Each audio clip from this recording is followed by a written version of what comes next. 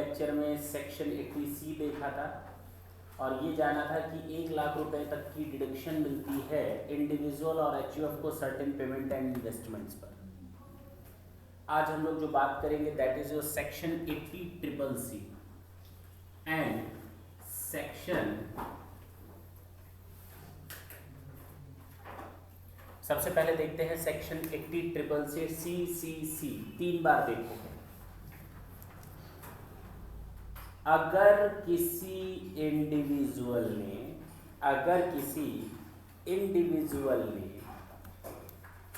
LIC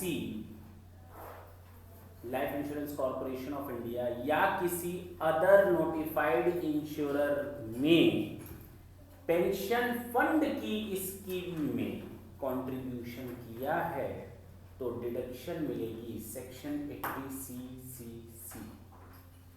clear? हाँ या ना? अगर कोई एसएससी कौन? इंडिविजुअल पेंशन फंड स्कीम में और वो पेंशन फंड स्कीम कौन ऑर्गेनाइज कर रहा है, कौन रन कर रहा है? LIC या कोई दूसरा इंश्योरर। तो उस केस में एसएससी को डिडक्शन मिलेगी टोटल मिलाकर 1 लाख। अकेले 80CCC नहीं, 80C और CCC मिलाकर ये डिडक्शन 1 लाख रुपए से अधिक नहीं हो सकती। मेरी बात समझ में आई? क्लियर है? मैं पढ़ता हूं इस लाइन को। Where an SSC being an individual has in the previous year paid or deposited any amount for any annuity plan of LIC or any other insurer for receiving pension from the fund referred under section 1023 AAB shall be allowed deduction under this section. That's it. अगर किसी individual ने HUF क्यों नहीं आया? क्योंकि pension किसको पानी होती है? पर्टिकुलर किसी एक बंदे को या पूरे परिवार को? 5 साल का बच्चा भी पेंशन पाएगा क्या? तो वहां पर केवल इंडिविजुअल को रखा गया है। फिर से पढ़ता हूं। Where an SSC being an individual has in the previous year paid or deposited any amount for any annuity plan of LIC or any other insurer for receiving pension receive करने के लिए अगर कोई अमाउंट डिपॉजिट किया है तो वहां पर डिडक्शन मिलेगी सेक्शन 80CCC में। इसमें CCC में तो 80CCC में डिडक्शन मिलेगी। कितनी डिडक्शन मिलेगी? टोटल मिलाकर के 1 लाख। कौन से 2 सेक्शंस मिला के 1 लाख? अकेले इस सेक्शन में आपकी मर्जी है।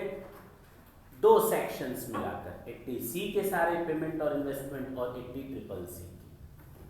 क्लियर है?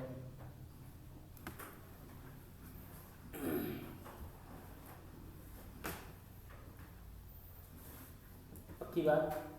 अच्छा, मैंने अपनी किसी एग्जेम्प्टेड इनकम को इसमें इन्वेस्ट किया, क्या मुझे डिडक्शन मिलेगी? नहीं, हम ऑलरेडी इसको बेस में बता चुके हैं। आपको अगर सेक्शन 80 में डिडक्शन लेना है तो आपकी टैक्सेबल इनकम में से इन्वेस्टमेंट या पेमेंट होना चाहिए। नेक्स्ट सेक्शन देखते हैं 80CCD। कोई भी बंदा, जाहिर सी बात है हम इंडिविजुअल की ही बात कर रहे हैं, कोई भी बंदा अगर सेंट्रल गवर्नमेंट या गवर्नमेंट स्पॉन्सर्ड पेंशन फंड में इन्वेस्ट या सब्सक्राइब करता है या कंट्रीब्यूशन देता है, कंट्रीब्यूशन करता है, गवर्नमेंट की पेंशन फंड में कंट्रीब्यूशन करता है, ऊपर जो पेंशन फंड था वो LIC और इंश्योरर द्वारा स्पॉन्सर्ड, हाँ या ना? और ये जो पेंशन है ये गवर्नमेंट स्पॉन्सर्ड पेंशन, चाहे कोई भी हो, चाहे वो गवर्नमेंट एम्प्लॉय हो, प्राइवेट एम्प्लॉय हो या सेल्फ एम्प्लॉयड बंदा हो मेरे जैसा, तो उसको भी पेंशन फंड में छूट मिलेगी कंट्रीब्यूशन करने पर। जानते हो कितनी? पूरे 1,00,000 रुपए, 80 CCD। लेकिन तीनों मिलाकर 1,00,000 की छूट मिलेगी। बात समझना, तीनों ऐड करके 1,00,000 से ज्यादा की छूट नहीं मिल सकती। मैं पढ़ता हूं, ढंग से सुनेंगे आप। The deduction under this section is allowed to an SSC who is an individual and who is employed by the central government, or by any other employer, चाहे वो स्टेट एम्प्लॉयर हो, स्टेट गवर्नमेंट हो, चाहे कोई private employer हो, any other employer, और it is allowed to any other SSC, कोई भी दूसरा SSC, चाहे वो एम्प्लॉय हो या ना हो, यानी सब इंडिविजुअल्स को इक्वली देखा। The deduction is allowed on account of not exceeding 10% of salary of the previous year paid or deposited by the employee in his account under the notified pension scheme। 10% से अधिक नहीं हो सकता, उसकी salary के 10% से अधिक का अमाउंट नहीं हो सकता। पहली चीज, any amount contributed by any other SSC being an individual and self-employed to such pension scheme not exceeding 10% of the gross total income। Employ के केस में 10% ऑफ द सैलरी से अधिक नहीं हो सकता डिडक्शन। सेल्फ एम्प्लॉयड के case में 10% of the gross total income से अधिक नहीं हो सकता। Any amount contributed by the employer, central government और the private to such pension scheme not exceeding 10% of the salary of the employee। ओहो, अगर कोई एम्प्लॉयर भी कंट्रीब्यूट कर रहा है इस पेंशन फंड में, हम लोग कौन सा सेक्शन पढ़ रहे हैं जरा ढंग से देखें, 80 CCD। और जब मैं ये सेक्शन में जब शुरू से आज तक मैंने कहा था जब हम सेक्शन 80 में जाएंगे ना, मैं इसको बताऊंगा, सारे सेक्शंस को कोरिलेट करूंगा। याद करो, पहला section, section 7 income deemed to be received, 4 point बताए गए थे। 4th point income deemed to be received में मैंने कहा था सेक्शन 80 CCD। याद कर लो, जब वो मौका आएगा तो मैं बताऊंगा। आज वो मौका आ गया। फिर मैंने जब सैलरी पढ़ाना स्टार्ट किया था तो सेक्शन 17 था, जिसमें डेफिनेशन ऑफ सैलरी 17 में दी गई थी। उसमें भी मैंने लास्ट पॉइंट बोला था सेक्शन 80 CCD। सेट कर लो, जब मौका आएगा तो मैं बताऊंगा, और आज वो मौका आ गया। इसमें कहा गया है कि अगर कोई एम्प्लॉयर अपने एम्प्लॉयज के लिए अपनी जेब से पैसा निकाल करके गवर्नमेंट स्पॉन्सर्ड पेंशन स्कीम में पैसा डालता है, तो वहां पर SSC यानी इंडिविजुअल यानी कि उस एम्प्लॉय के लिए तो वो क्या हो गया, सैलरी। हाँ या ना, हाँ या ना, हाँ, वो उसके डायरेक्ट अकाउंट में जा रहा है, वो उसके लिए सैलरी प्राप्त की हुई मान ली जाएगी। Income deemed to be received section 7 में। और टैक्सेबल कहाँ होती है मालूम है? सेक्शन 17 कहता है डेफिनेशन ऑफ सैलरी में सैलरी कवर्ड है, सेक्शन 80CCD का पॉइंट। अगर कोई एम्प्लॉयर अपने एम्प्लॉयज के लिए अपनी जेब से पैसा निकाल करके उसके पेंशन फंड में ट्रांसफर करता है, तो उसको income deemed to be received मान लो सेक्शन 7 में, और सैलरी में जोड़ दो। अब बात समझ में आई? सैलरी की डेफिनेशन में हम लोग ने सब कुछ देखा था, salary, wages, annuity, pension, provident fund, live encashment, commuted pension, perquisites, allowances, bonus, commission, और सेक्शन 80CCD। तो सेक्शन 80CCD अब समझ में आया, वो भी सैलरी का हिस्सा होता है। और ये तीसरा पॉइंट है जो हर जगह कवर हुआ। क्या पहले दूसरे की बात नहीं हो रही? पहला दूसरा पॉइंट क्या था? अगर हम किसी पहला पॉइंट क्या था? अगर हम किसी एम्प्लॉय की बात करें, एम्प्लॉय के कंट्रीब्यूशन की बात करें, तो 10% ऑफ सैलरी से अधिक नहीं होना चाहिए। एम्प्लॉय का अपना कंट्रीब्यूशन, तो उसका तो सैलरी में जुड़ा हुआ है, ऊपर ग्रॉस सैलरी में नीचे डिडक्शन दे रहे हैं, ठीक है।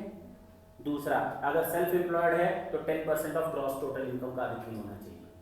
और अगर एम्प्लॉयर कंट्रीब्यूट कर रहा है तो पहले सैलरी में जोड़ो सेक्शन 17(1) के हिसाब से, नीचे डिडक्शन दे दो। अब समझ में आई ये डिडक्शन कैसे काम कर रही है? क्लियर है? Amount received from pension fund is taxable. The amount standing to the credit of the assessee in the pension account for which a deduction has already been claimed by him and as accretion to such account or fund shall be taxed as income in the hands in the year in which such amounts are received by the assessee or his nominee or his closer, जो भी। अगर pension fund सामने वाला mature करवा रहा है, उसको pension मिलनी स्टार्ट हो गई, तो ऐसा नहीं कि वो पेंशन जो मिलेगी वो एग्जेम्प्ट होगी ना, वो टैक्सेबल होगी। अब एसएससी को मिलेगी तो एसएससी के हाथ में, अगर उसके नॉमिनी को मिली है तो उसके नॉमिनी के हाथ में, टैक्सेबल तो होगी ही होगी। हाँ है ना? ये नहीं कि सर उसको हम लोगों ने माफ़ किया था, माफ़ कहाँ किया था, डिडक्शन दिया था। और जब पेंशन मिलता है तो टैक्सेबल तो होती है, जैसे नॉर्मल पेंशन वैसे ये पेंशन। क्या दिक्कत है इसमें? कोई दिक्कत है? अभी तक हम लोगों ने 2 सेक्शंस और देखे आज, 80CCC and 80CCD। 80CCC pension fund sponsored था एलआईसी या किसी दूसरे इंश्योरर के द्वारा, हाँ या ना? और आपने पेंशन फंड में पैसा लगाया था, then the SSC means individual was very much capable to get the deduction under section 80CCC, but the maximum deduction cannot exceed rupees 1 lakh by adding the section 80C and CCC.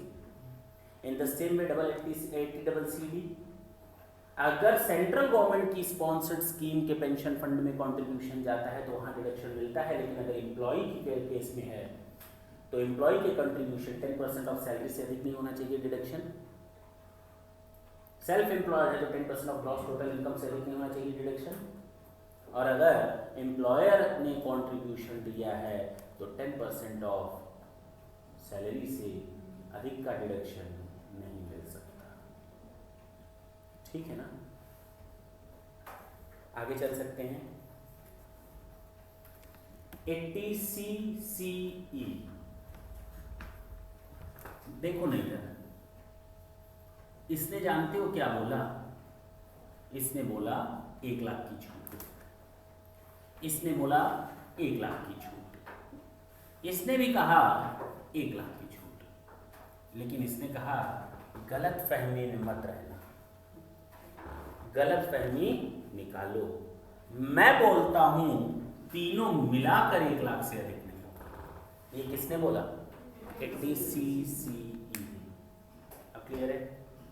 बोलो पक्का? एक बार study mat को देखें, उसके बाद अगर कोई doubt हो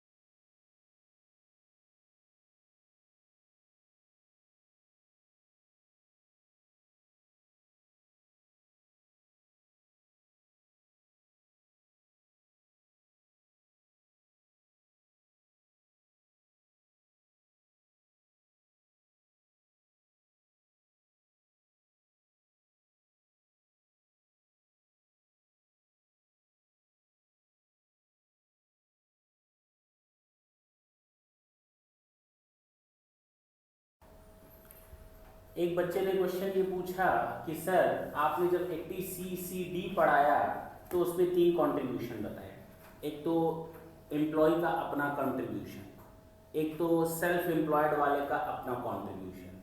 हम जो सेक्शन 80 की बात कर रहे हैं एसएससी के पॉइंट ऑफ व्यू से बात कर रहे हैं। एसएससी ने जो जो पेमेंट दिए हैं, एसएससी ने जो जो इन्वेस्टमेंट कर रखे हैं, या एसएससी की स्पेसिफाइड इनकम, हाँ या ना। अगर हम किसी दूसरे के इन्वेस्टमेंट पर एसएससी को बेनिफिट दे रहे हैं वो उस 1 लाख के अलावा होगा। यानी अगर एम्प्लॉयर का कोई कंट्रीब्यूशन है उसका डिडक्शन मिल रहा है तो वो 1 लाख के ऊपर का होगा। क्लियर है? हम जो डिडक्शन दे रहे हैं ये 1 लाख रुपए की, वो एसएससी के अपने अमाउंट की डिडक्शन दे रहे हैं। जो एम्प्लॉयर का कंट्रीब्यूशन है पेंशन फंड स्कीम में वो उस 1 लाख के ऊपर का अमाउंट होगा, कोई दिक्कत नहीं, वो क्रॉस कर सकता है 1 लाख का। क्लियर है? तो वहां पर जब हम तीनों को मिलाकर 1 लाख की बात करते हैं तो वहां पर employers contribution in pension fund को शामिल नहीं करते। ठीक, अब हम बात करेंगे सेक्शन 80CCG। ये नया सेक्शन है, आपके असेसमेंट ईयर 14-15 से एप्लीकेबल है। इस सेक्शन ने ये बोला कि अगर कोई नया रिटेल इन्वेस्टर है, क्या नया रिटेल इन्वेस्टर है जिसकी ग्रॉस टोटल इनकम 12 लाख रुपए से अधिक नहीं है, अगर कोई नया रिटेल इन्वेस्टर है और उसकी ग्रॉस टोटल इनकम 12 लाख से अधिक नहीं है और उसने इन्वेस्ट किया है लिस्टेड इक्विटी शेयर में या लिस्टेड इक्विटी ओरिएंटेड फंड में, लिस्टेड इक्विटी शेयर्स में या लिस्टेड इक्विटी ओरिएंटेड फंड में, तो हम उसको डिडक्शन देंगे। हम ऐसे एसएससी को डिडक्शन देंगे जो न्यू रिटेल इन्वेस्टर है, फर्स्ट टाइम जो इन्वेस्ट कर रहा है न्यू रिटेल इन्वेस्टर है, उसको हम डिडक्शन देंगे। दूसरा, अगर उसकी ग्रॉस टोटल इनकम 12 लाख रुपए तक है तो क्या करने पर, अगर उसने लिस्टेड इक्विटी शेयर्स खरीदे या लिस्टेड इक्विटी ओरिएंटेड फंड खरीदा, तो हम उसको डिडक्शन देंगे कितना, 25,000 रुपए या 50% of the investment which ever is lower, जो दोनों में से कम होगा। कितना डिडक्शन देंगे, 50% ऑफ द इन्वेस्टमेंट और 25,000 25,000 जो दोनों में से कम होगा। केवल उस साल नहीं देंगे जिस साल उसने पहली बार इन्वेस्टमेंट किया, बल्कि उस साल से कंसेक्यूटिव 3 असेसमेंट ईयर्स तक वो इस बेनिफिट को उठा सकता है, 3 साल का फायदा ले सकता है। कितने सालों तक फायदा ले सकता है? इस सेक्शन का बेनिफिट वो अगले 3 सालों तक ले सकता है। अगर 12-13 में इन्वेस्टमेंट किया है, मैं ढंग से पढ़ता हूं, सुनेंगे ढंग से, 80CCG ढंग से सुनेंगे।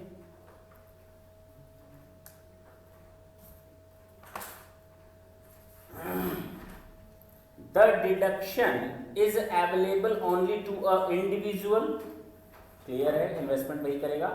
Purpose for which deduction is allowed, अगर उसने लिस्टेड इक्विटी शेयर्स या लिस्टेड इक्विटी ओरिएंटेड फंड में इन्वेस्टमेंट किया है तो कितनी डिडक्शन मिलेगी, 50% ऑफ द अमाउंट इन्वेस्टेड और 25,000 which ever is less. However the deduction shall be allowed for 3 consecutive assessment year. Consecutive मतलब बाद वाले 3 साल, हाँ या ना। Consecutive 3 assessment years beginning with the assessment year relevant to the previous year। ये word लिख करके उसने बता दिया कि टोटल 4 साल मत लिखना, बल्कि उस रेलिवेंट असेसमेंट ईयर को भी पहला साल मान लेना। और कंसेक्यूटिव का मतलब है उससे सटे सटे 2 साल और 3 साल एक साथ। ये नहीं मर्जी की तो बीच में से 1 साल गायब कर दिया। कंसेक्यूटिव 3 साल तक आप बेनिफिट ले सकते हो। अगर हम बात कर रहे हैं प्रीवियस ईयर 13-14 की, यानी रेलिवेंट असेसमेंट पहला हो गया मेरा 14-15, 15-16 एंड 16-17, दैट्स इट। अब इसके बाद आपको इस सेक्शन में कोई बेनिफिट या डिडक्शन नहीं मिलने वाला। अगर आप इन 3 सालों तक इन्वेस्टमेंट करते हैं इक्विटी ओरिएंटेड फंड में या लिस्टेड इक्विटी शेयर्स, तो आपको इस सेक्शन में 80CCG में बेनिफिट मिलेगा। कितने का? 25,000 रुपए या 50% of the investment, whichever is less. Clear है? कंडीशंस कौन कौन सी हैं? पहली condition, the GTI of the assessee for the relevant assessment year. यानी अब हम जब 14-15 असेसमेंट ईयर की बात करेंगे तो हमें देखना पड़ेगा GTI was rupees below 12 lakhs. If that is up to rupees 12 lakhs, then we can get the benefit of deduction under section 80CCG. Otherwise नहीं। क्लियर है? दूसरा, the assessees are new retail investors. The investment is made in such listed equity shares or listed equity oriented fund as specified, and the investment is locked in period for 3 years. मैं फिर से बोलता हूँ, for a period of 3 years from the date of acquisition. Underline कर लेंगे, date of acquisition. कितनी अजीब बात है, डेट टू डेट 3 साल होना चाहिए। 15 अगस्त से 15 अगस्त 2015 मान लो, तो 15 अगस्त 2015 से 3 साल गिनो। From the date of acquisition से 3 साल लॉक इन पीरियड। अगर मैंने 15 अगस्त को खरीदा, वैसे पॉसिबल तो है नहीं, 15 अगस्त छुट्टी का दिन होता है ना। सच अदर कंडीशन छोड़ दो, खत्म। क्लियर है? 80CCG कितना बढ़िया सेक्शन है, इसी साल आया है। इसके पहले हम लोग एक इंफ्रास्ट्रक्चर फंड पढ़ते थे जिस पर 20,000 का एक्स्ट्रा बेनिफिट मिलता था। सरकार ने उसको हटा करके ये स्कीम स्टार्ट की है। सरकार ने उस 20,000 के इंफ्रास्ट्रक्चर फंड को हटा करके ये स्कीम स्टार्ट की है। अब ये गवर्नमेंट का अपना फायदा है। ठीक, यहाँ तक कोई डाउट हो तो पूछ सकते हैं। पक्का? 80C देखा, 80CCC देखा, 80CCD देखा, 80CCE देखा, 80CCG देखा। अब हम लोग C को हटाएंगे और D पर आएंगे। D का मतलब डुप्लीकेट, D का मतलब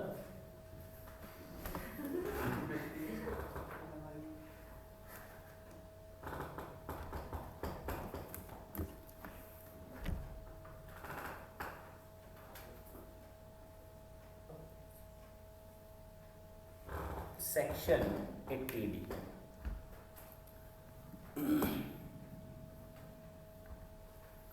जो सेक्शन 80D है वो हम लोग को इंडिविजुअल और एचयूएफ दोनों को ये बेनिफिट मिलता है। किसको बेनिफिट मिलता है? Individual as well as HUF. जानते हो किस चीज पर मिलता है?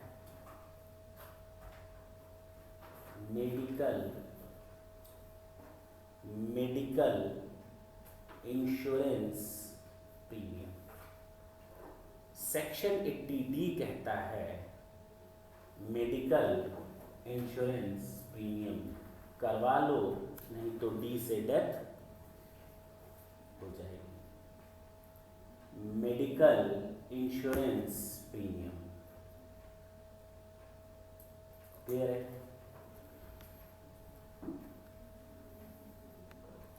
जाहिर सी बात है, हर एक इंडिविजुअल चाहता है, हर एक एचयूएफ चाहता है उसका फैमिली मेंबर खुशहाल रहे। इंडिविजुअल को ये छूट मिलेगी अपने लिए, अपने स्पाउस के लिए, अपने स्पाउस के लिए और डिपेंडेंट चिल्ड्रन के लिए। किसके लिए? डिपेंडेंट चिल्ड्रन के लिए। और ढंग से सुनेंगे, हम लोगों ने जब बात की थी सेक्शन 80C की, तो वहाँ से हम लोगों ने जब insurance premium, life insurance premium की बात हो रही थी, तो किनको हटा दिया था? पेरेंट्स को हटाया था, याद आया होगा। लेकिन यहां हम लोगों ने शामिल किया है। In case of an individual, it is allowed for the amount paid to effect or to keep in force an insurance on the health of the assessee or his family. Family means spouse and dependent children. अगर children independent है तो सरकार उसको हमारी family का हिस्सा यहाँ के लिए, वो अपनी देखभाल खुद कर सकता है, मेडिकल ट्रीटमेंट खुद करवा सकता है, अपना इंश्योरेंस वो खुद ले सकता है, ठीक है ना। लेकिन फैमिली में देखो तो पेरेंट्स शामिल नहीं किए गए यहाँ पे।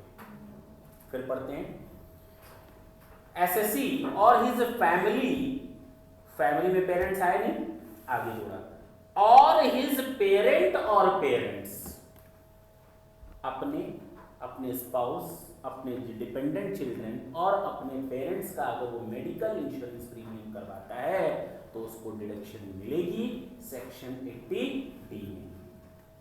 हाँ या ना?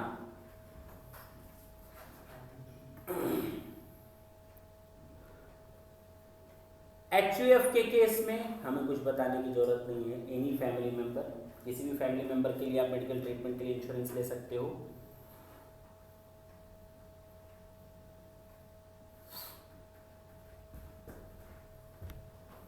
अब तक हम लोगों ने इस सेक्शन में क्या जाना कि अगर कोई इंडिविजुअल या HUF है, इंडिविजुअल के केस में खुद, spouse, dependent children and parents का medical treatment, medical insurance premium pay करता है तो उसमें उसको डिडक्शन मिलेगी अंडर सेक्शन 80D। फिर अगर HUF की बात करें, HUF पेमेंट करता है मेडिकल इंश्योरेंस प्रीमियम अपने किसी फैमिली मेंबर का, तो HUF को भी डिडक्शन मिलेगी under section 80D। Taxable amount से पेमेंट होना चाहिए, ये तो आप लोगों को मालूम ही है। लेकिन हाँ, अगर हमने कैश में पेमेंट कर दिया तो इसका छूट नहीं मिलेगा। अब मैं इसको कोरिलेट करता हूँ PGBP चैप्टर से। जब हम लोगों ने सेक्शन 36 पढ़ा था, कौन सा सेक्शन? 36, other deductions. नहीं याद आ रहा होगा, भूली बिसरी यादें हैं, काफ़ी दिन हो गया पढ़े हुए। उस समय जब सेक्शन 36 में पढ़ा रहा था तो याद करो, मैंने पहला बताया था अगर हम अपने बिजनेस को स्टॉक के आग से नुकसान पाने बचाने के लिए, लॉस ऑफ स्टॉक से बचने के लिए कोई इंश्योरेंस प्रीमियम करवाते हैं लॉस ऑफ स्टॉक का, तो उसका प्रीमियम जो होता है अलाउड होता है बिजनेस में। फेडरल कोऑपरेटिव मिल्क सोसाइटी में अगर हम अपने कैटल्स का करवाते हैं क्या इंश्योरेंस, याद आया थोड़ा थोड़ा। और तीसरा मैंने इंश्योरेंस में जोड़ा था कि अगर हम अपने एम्प्लॉयज़ की हेल्थ का इंश्योरेंस करवाते हैं और उसका पेमेंट चेक में देते हैं तो अलाउड होगा। चेक वर्ड याद आया होगा, वही चीज़ आज यहाँ पर है। जब हम हेल्थ इंश्योरेंस प्रीमियम का पेमेंट कर रहे हैं, मेडिकल इंश्योरेंस प्रीमियम का पेमेंट कर रहे हैं, तो यही पेमेंट कैसे होना चाहिए? चेक के थ्रू होना चाहिए, कैश में तो ना। तो मेडिकल इंश्योरेंस प्रीमियम या हेल्थ इंश्योरेंस प्रीमियम आपको कैसे करवाना पड़ेगा? चेक के थ्रू। क्लियर है? तभी डिडक्शन भी मिलेगी। कंडीशन, क्वांटम्स क्या है, डिडक्शन की छूट क्या है, ढंग से सुनेंगे। किसी भी कीमत पर ये 15,000 रुपए से ऊपर नहीं हो सकता। किसी भी कीमत पे ये 15,000 से अधिक नहीं हो सकता। मैं पढ़ता हूं, ढंग से सुनेंगे। The whole of the amount paid to effect or to keep in force an insurance on health of the assessee or his spouse and dependent children or any contribution made to the central government health scheme as does not exceed in aggregate, aggregate word को underline कर लेंगे, किसी भी कीमत पे ये limit 15,000 रुपए को क्रॉस नहीं करेगी।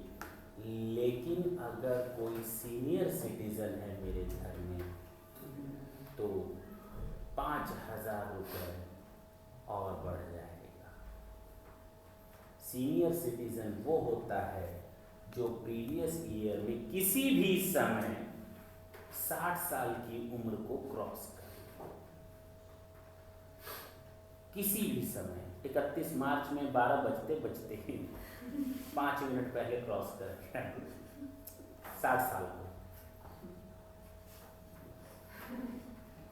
तो उसको भी हम सीनियर सिटीजन की कैटेगरी में रखेंगे। ठीक है ना? जरा ढंग से देखिए, अगर एचयूएफ की बात आती है,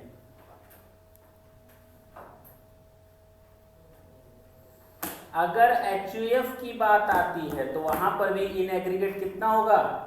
15,000 होगा। हाँ या ना? बोलो, बोल रहे अभी आ रहे इस पर। वहां पर भी कितना होगा? 15,000। जब हम इस सेक्शन में डिडक्शन की बात करते हैं तो कुल 3 पॉइंट्स आते हैं डिडक्शन के लिए मेडिकल इंश्योरेंस प्रीमियम के। मैं जो पढ़ूंगा ढंग से सुनना, मैं ढंग से पढ़ूंगा, ढंग से सुनना।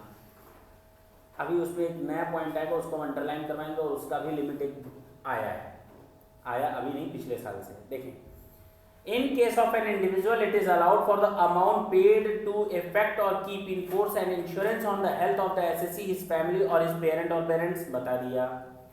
any contribution made to the central government health scheme CGHS or such other scheme as may be notified by the central government, किनारे करो, any payment made on account of preventive health checkup। कई लोगों की आदत होती है डरते रहते हैं, 4 दिन सर दर्द हुआ नहीं, ट्यूमर तो नहीं है कि नहीं? पेट में 2-4 दिन दर्द गया, पथरी तो नहीं है, स्टोन आधा किलो 1 किलो का, चेकअप कराने जाते हैं। तो गवर्नमेंट ने कहा ठीक, आप बहुत प्रिवेंटिव नेचर के हैं, आप अपना प्रिवेंटिव हेल्थ चेकअप करवाएं। ठीक, आप उसमें भी पैसा डाल सकते हैं, आपकी आदत है अपना चेकअप करवाने की, डर से बचने के लिए। कैंसर तो नहीं है हो सकता है, आदमी सोचता है, ऐसा नहीं है, और अच्छी बात है। तो उसके लिए कहा गया, मैं फिर से पढ़ता हूं, any payment made on account of preventive health checkup of the assessee और हिज फैमिली और चेकअप ऑफ द पेरेंट और पेरेंट्स ऑफ द एसएससी। अब मैं नीचे पढ़ता हूं, however for preventive health checkup of the assessee, his family or his parent or parents, the maximum amount allowed shall be limited to 5,000 and such amount subject to maximum limit of 5,000 shall be within the overall ceiling of 15,000। नहीं समझ में आया? अब ढंग से सुनो। पहले तो आप ये समझिए कि आपका जो मेडिकल इंश्योरेंस प्रीमियम का पेमेंट है 15,000 रख लें, 15,000 इन एग्रीगेट आप पेमेंट कर सकते हैं, कोई दिक्कत नहीं। लेकिन अगर आपने उसमें इंश्योरेंस और ले रखा है, preventive health checkup insurance plan, preventive health checkup insurance plan अगर आपने ले रखा है तो आपको उसकी भी छूट मिलेगी। लेकिन इसी 15,000 में वो 5,000 वो प्रिवेंटिव हेल्थ चेकअप का भी अमाउंट शामिल होगा। लेकिन किसी भी कीमत में इस 15,000 में उसकी मैक्सिमम लिमिट 5,000 से ज़्यादा क्रॉस न करे। मान लो हमने टोटल पेमेंट किया 17,000, कितना पेमेंट किया, और 8,000 अकेले मैंने पेमेंट किया है प्रिवेंटिव हेल्थ चेकअप का। 17,000 में से पहले तो 8,000 निकालो, कितना बचा? 9,000 इसकी छूट ले लो, और उस 8,000 में से 5,000 की छूट मिलेगी, तो 9 और 5 14,000 की मैक्सिमम डिडक्शन मिलेगी। इसके ऊपर आप नहीं जा सकते। अब क्लियर है? हाँ या ना? यानी स्पेशली प्रिवेंटिव हेल्थ चेकअप की आपको 5,000 से ज़्यादा की डिडक्शन नहीं मिलेगी, और ये वाली डिडक्शन भी इस 15,000 की ओवरऑल सेलिंग में शामिल है। बोलो, यहाँ तक कोई डाउट हो तो बोलें। जहाँ तक क्वेश्चंस की बात है मैं करा, यहाँ तक कोई डाउट?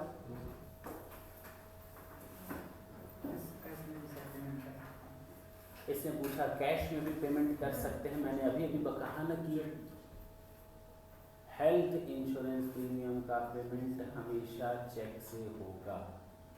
किसकी बात कर रहे हैं आप? प्रिवेंटिव की, उसको आप कर सकते हैं। हेल्थ चेकअप का मेडिकल इंश्योरेंस पेमेंट आप हमेशा चेक से ही करेंगे। किससे करेंगे? आगे चले।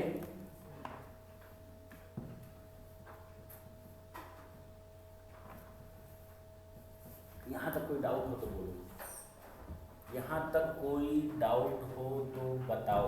अब तक हम लोगों ने इतने सेक्शन 80 देखे, 80C देखा था, ढेर सारी लिस्ट देखी थी, इंडिविजुअल और एचयूएफ को लगता था। 80CCC LIC या अदर इंश्योरेंस की स्पॉन्सर्ड पेंशन फंड स्कीम, ये सेंट्रल गवर्नमेंट की स्पॉन्सर्ड स्कीम। लेकिन हाँ, ये वो अमाउंट है जो तुम लोग को याद होगा जब income deemed to be received वगैरह था, किसी भी कीमत में ये 10% ऑफ द सैलरी या 10% of the gross total income से अधिक नहीं होनी चाहिए। तीनों मिलाकर की लिमिट 1 लाख से अधिक नहीं होगी। लेकिन अगर एम्प्लॉयर्स का कंट्रीब्यूशन है यहाँ पर तो वो उस 1 लाख की लिमिट को क्रॉस कर सकता है। क्लियर है? बोलो भाई। 80CCE ने बोला तीनों को मिलाकर हम 1 लाख की छूट देंगे। 80CCG बोलता है कि अगर कोई न्यू रिटेल इन्वेस्टर है और उसने प्रीवियस ईयर में कोई इन्वेस्टमेंट किया है लिस्टेड इक्विटी शेयर या लिस्टेड इक्विटी ओरिएंटेड फंड में और उसकी ग्रॉस टोटल इनकम 12 लाख से अधिक नहीं है तो हम उसको इस इन्वेस्टमेंट पर छूट देंगे 25,000 रुपये या 50% of the investment which ever is less. ये डिडक्शन वो 3 कंसेक्यूटिव ईयर्स तक अवेल कर सकता है। ठीक, हाँ या ना? 3 साल तक वो ऐसे इन्वेस्टमेंट को बेचेगा भी नहीं। लॉक इन पीरियड है from the date of acquisition, date to date. अब क्लियर है? 80CCG के बाद हम लोग आए थे सेक्शन 80D, जिसमें मेडिकल इंश्योरेंस प्रीमियम इंडिविजुअल और एचयूएफ दोनों की बात की गई है। इंडिविजुअल अपने फैमिली, अपने अपने स्पाउस, अपने डिपेंडेंट चिल्ड्रन और अपने पेरेंट्स के लिए health premium medical insurance premium ले सकता है। एचयूएफ भी अपने किसी फैमिली मेम्बर्स के लिए मेडिकल इंश्योरेंस प्रीमियम का पेमेंट कर सकता है। लेकिन हाँ, इसमें प्रिवेंटिव हेल्थ चेकअप का भी पेमेंट शामिल है। क्लियर है? कुल मिलाकर 15,000 से अधिक नहीं हो सकता इन एग्रीगेट। लेकिन अगर सीनियर सिटीजन उसमें कोई शामिल है तो लिमिट 15,000 से बढ़कर के 20,000 हो जाएगी। अगर जितना भी ये पेमेंट है मेडिकल इंश्योरेंस प्रीमियम का वो चेक से होना चाहिए। लेकिन अगर आप प्रिवेंटिव हेल्थ चेकअप की बात करते हैं तो वो कैश में भी पेमेंट हो सकता है। साथ ही साथ टोटल लिमिट 5,000 से अधिक नहीं हो सकती डिडक्शन के लिए, जो कि 15,000 की लिमिट में शामिल है। अब क्लियर है? पक्का? 2 मिनट देते हैं रिवीजन।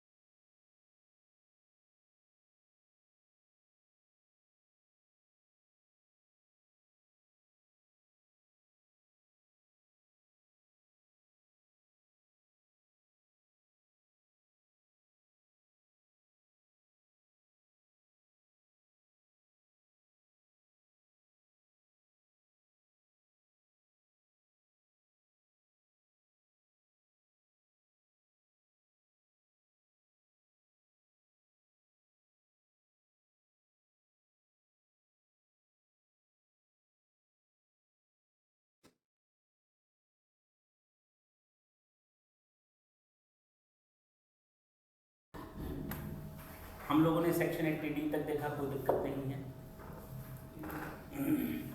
सेक्शन 80DD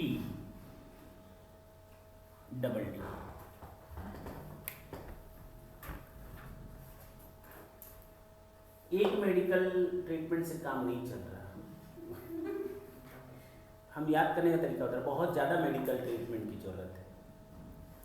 यानी जो डिसेबल्ड पर्सन होते हैं उनके लिए ये सेक्शन लाया गया है।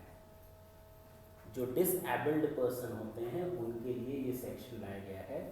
अगर कोई एसएससी और उस एसएससी की फैमिली मेंबर में कोई डिसेबल्ड पर्सन है, physically handicapped, low vision, blindness, इस तरह की कोई प्रॉब्लम है जो इस सेक्शन में दी हुई है, तो उस एसएससी को इस सेक्शन में उस डिपेंडेंट डिसेबल्ड पर्सन पर किए गए खर्चे की छूट दी जाती है।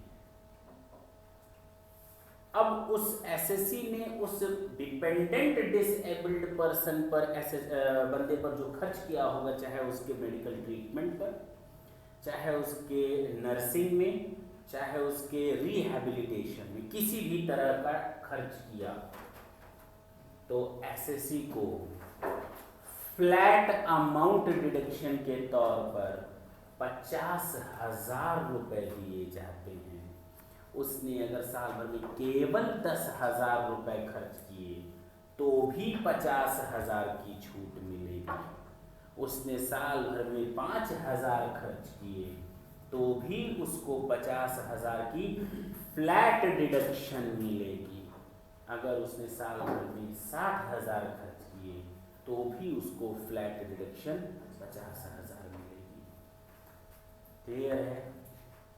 किस चीज़ पर खर्च किया हो जरा देखते हैं सेक्शन 80DD में। मैंने बताया, मैं फिर से बोलता हूँ, medical treatment including nursing, training and rehabilitation of a dependent.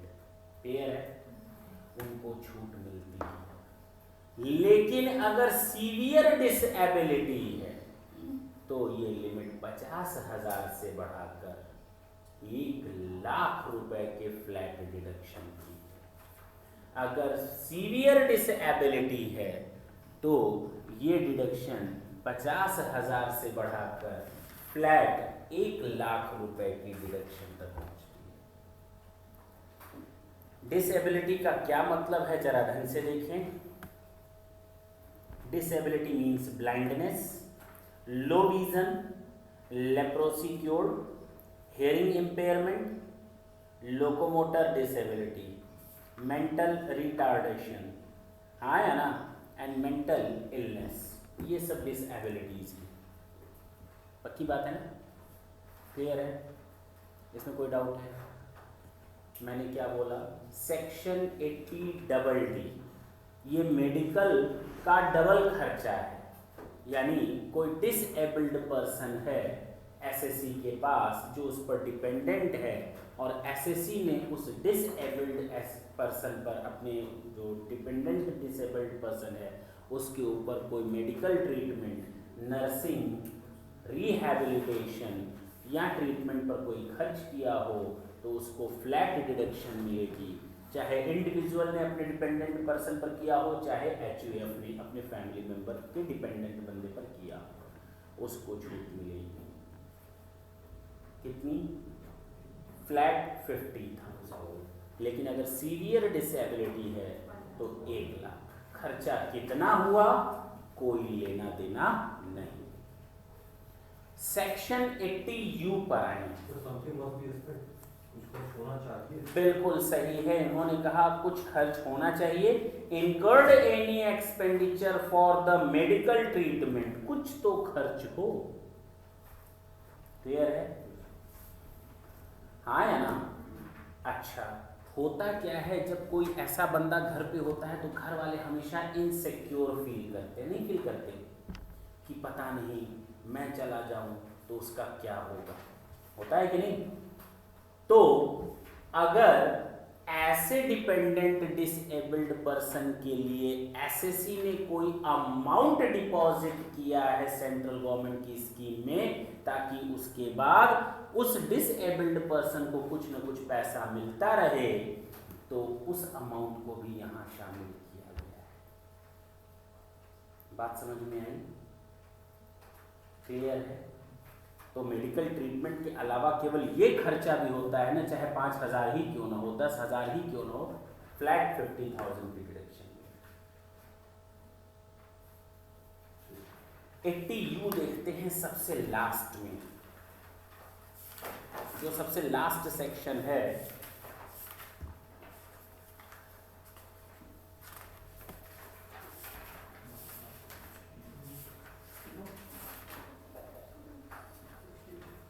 सारे प्रोविजन वही हैं, लेकिन अब एसएससी खुद डिसेबल्ड पर्सन,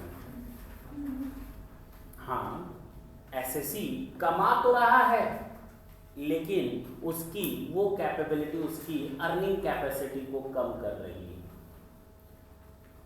वो खुद डिसेबल्ड है और वो अपने मेडिकल ट्रीटमेंट, नर्सिंग, रिहैबिलिटेशन पर खुद खर्च करता है, तो उसको सेक्शन 80U में छूट दी गई है, फ्लैट 50,000 रुपए।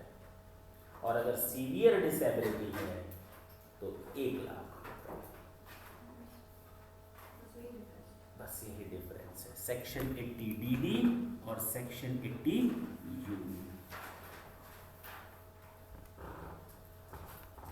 2 मिनट देते हैं, रिवाइज करें, कोई डाउट क्रिएट हो तो पूछिए। बंद करें। अब तक हम लोगों ने देखा मेडिकल ट्रीटमेंट,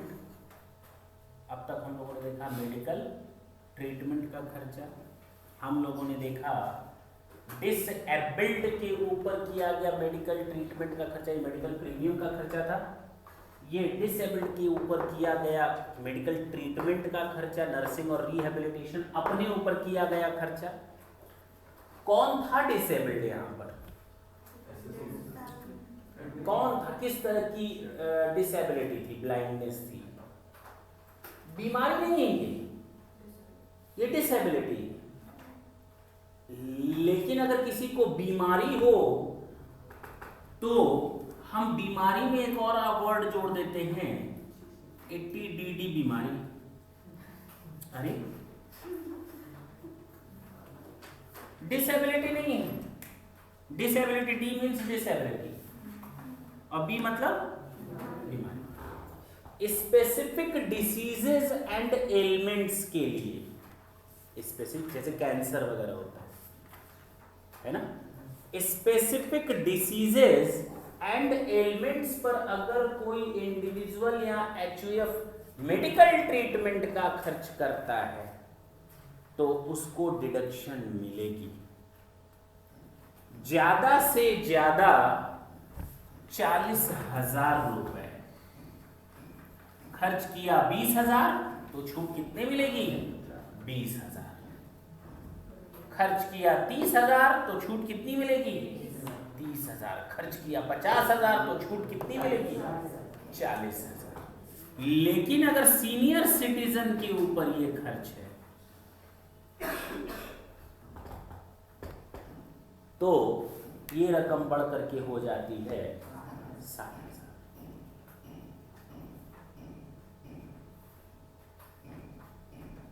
ये रकम बढ़ करके कितनी हो जाएगी? 60,000। अगर सीनियर सिटीजन के ऊपर ऐसा खर्च किया गया है तो। सर कुछ बीमारियों का नाम बता दें, बीमारियों का नाम जानना चाहते हैं?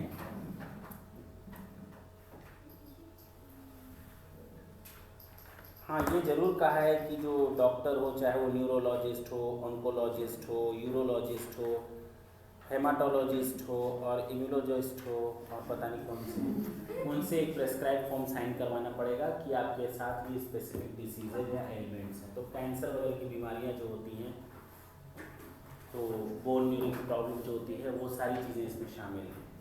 ठीक है ना? यहाँ तक कोई दिक्कत हो तो बोलो। तो डिडक्शन की अमाउंट कितनी है? 40,000 या 60,000।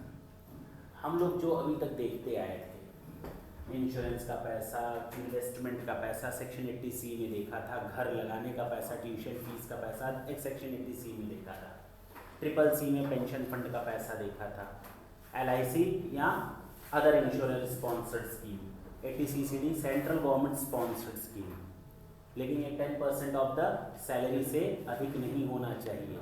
एम्प्लॉयर के केस में 1 लाख से ऊपर का हो सकता है। याद आ गया सब? अच्छा, ये तीनों मिलाकर 1 लाख से ऊपर नहीं होना चाहिए। 80CCG नया सेक्शन है इस साल से कि अगर कोई SSC न्यू रिटेल इन्वेस्टर है और उसने equity listed equity share listed equity oriented fund में इन्वेस्टमेंट किया है तो उसको डिडक्शन मिलेगी 25,000 रुपये या 50% of the investment whichever is less 12 lakh रुपए से अधिक की उसकी ग्रॉस टोटल इनकम ना हो। खरीदने के बाद 3 साल तक वो लॉक इन पीरियड रहेगी डेट से। That's it. इसके बाद हम लोग आ गए मेडिकल ट्रीटमेंट पर। मेडिकल ट्रीटमेंट पर खर्च करने पर मैक्सिमम 15,000 है। सीनियर सिटीजन है तो 5,000 और हो जाएगा, 20,000 हो जाएगा। और अगर प्रिवेंटिव हेल्थ चेकअप है तो उसका टोटल लिमिट 5,000 से ज़्यादा नहीं हो सकता, जो कि 15,000 में शामिल है या 20,000 में शामिल है। 80DD की बात जब हम लोग कर रहे थे तो इस पर हम लोगों ने कहा था कि डिपेंडेंट बंदा होना चाहिए, डिसेबल्ड डिपेंडेंसी होनी चाहिए किसी बंदे की SSC के ऊपर, और उस पर कोई मेडिकल ट्रीटमेंट, नर्सिंग और रिहेबिलिटेशन पर खर्च किया गया है तो वहाँ पर डिडक्शन मिलेगी फ्लैट 50,000। अगर सीवियर डिसेबिलिटी है तो 1 लाख। यहाँ SSC खुद है। क्लियर? यहाँ अगर बात करें 80DD तो ये बीमारियों से रिलेटेड है, डिसेबिलिटी नहीं है, बीमारी है। बी मीन्स बीमारी, बी मतलब हम भी हैं तो 40,000 और 60,000। ठीक। 80E, E मतलब education, E for education, B for बीमारी, D फॉर डिसेबिलिटी, है कि नहीं? तो नई ABCD है। 80E की बात करते हैं।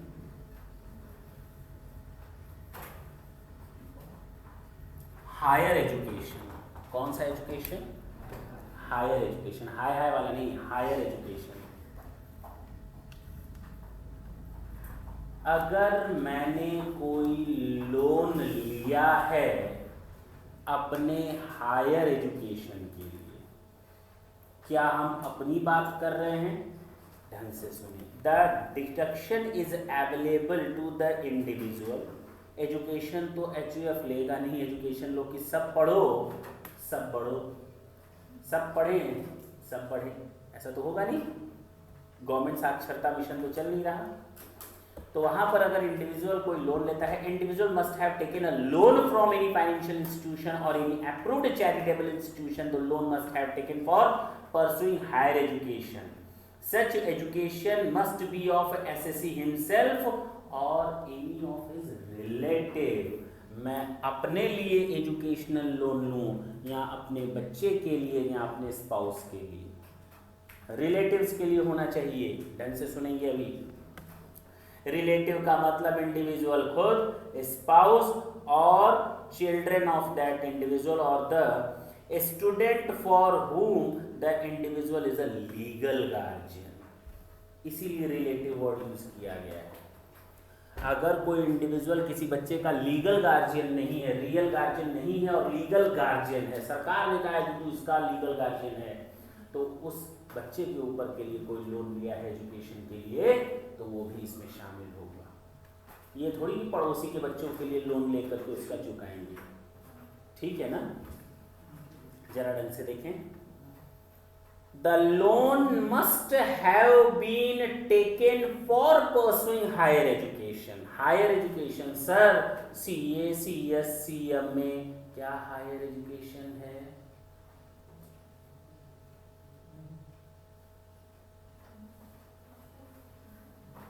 ये रेगुलर कोर्स के लिए होना चाहिए, कॉरेस्पॉन्डेंस कोर्स के लिए नहीं होना चाहिए। मैंने ये नहीं कहा कि CA CS CM में हायर एजुकेशन नहीं है। तो क्या तुम लोग लोअर एजुकेशन पढ़ रहे हो? प्राइमरी पाठशाला में लोग जिसको पास करने के लिए लोग दाते तले क्या क्या चबा लेते हैं? चावल। अच्छा ना, हम तो वही सोचे थे दांतों तले उंगली चबा लेना। देखो चना चबाते हैं, देखें ढंग से। The deduction shall be allowed only in respect of any sum paid by him in the previous year by way of interest only on that loan. उस इंटरेस्ट की बात हो रही है, उस इंटरेस्ट जो हम लोन लिए थे, लोन लिया 1 लाख रुपए, आज उसकी किस्त आई है 15,000 रुपए, 10,000 बेसिक है, 5,000 में इंटरेस्ट दे रहा हूँ, तो जो लिया था वो दे रहा हूँ, उसकी डिडक्शन की बात नहीं हो रही। जो 5,000 रुपए मैंने एक्स्ट्रा दिया है उसके डिडक्शन की बात हो रही है, उस इंटरेस्ट के पोर्शन के डिडक्शन की बात हो रही है, न कि लोन के डिडक्शन की। क्लियर है? Such amount should be paid out from the income chargeable to tax। बार बार ये बोलकर क्यों कंफ्यूज कर रहे हो? हमारे दिमाग में एक बार तो ये बात सेट हो ही चुकी है। हाँ या ना? कितने सालों तक आपको ये छूट मिलेगी? नहीं नहीं, आगे ना बढ़े, हमको बोलने दें।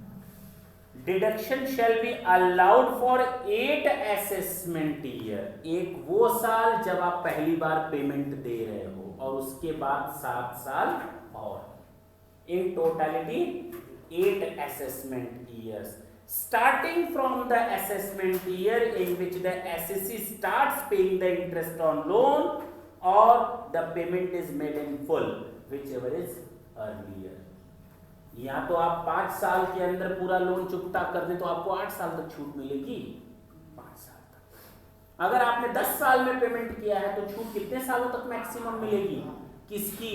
लोन की या इंटरेस्ट की? 8 साल तक मैक्सिमम मिलेगी, वो भी केवल इंटरेस्ट के पोर्शन की। बोलते क्यों नहीं तुम लोग? Meaning of higher education. Higher education means student of the year। Higher education means any course of study pursued after passing senior secondary, यानी 10th, senior 12th के बाद की बात हो रही है, और its equivalent from any school, board or university recognized by the central or state or local authority। हाँ या ना? अगर आप बीकॉम करते हो तो वो भी हायर एजुकेशन है। सीए हायर एजुकेशन नहीं है क्या? है, क्योंकि 12th के बाद ही करते हो, एग्जाम देते हो। लेकिन कौन लेगा लोन इस पर? कौन लेगा? 10,000 रुपए का लोन लोगे? बैंक दे देगी आपको सीपीटी के लिए 12,000 रुपए का लोन, या सीएस फाउंडेशन के लिए 5,000 का लोन। ले सकते हो, कोई दिक्कत नहीं है, दे दे तो अच्छी बात है। Relative in relation to an individual, मैंने बता दिया, लीगल गार्जियंस भी आते हैं, दैट्स इट। क्लियर है? इसमें कहीं कोई दिक्कत है? बोलो भाई, पक्का? तो अब आपका ये होमवर्क है कि जितना मैंने पढ़ाया उतना आप देख कर आएंगे। अभी हम लोग एक ही देख रहे थे, अगले क्लास में हम लोग डबल ही देखेंगे, उसके बाद एक जी देखेंगे, एक जी देखने के बाद डबल जी देखेंगे। हाँ, नेक्स्ट क्लास में। थैंक यू बच्चों।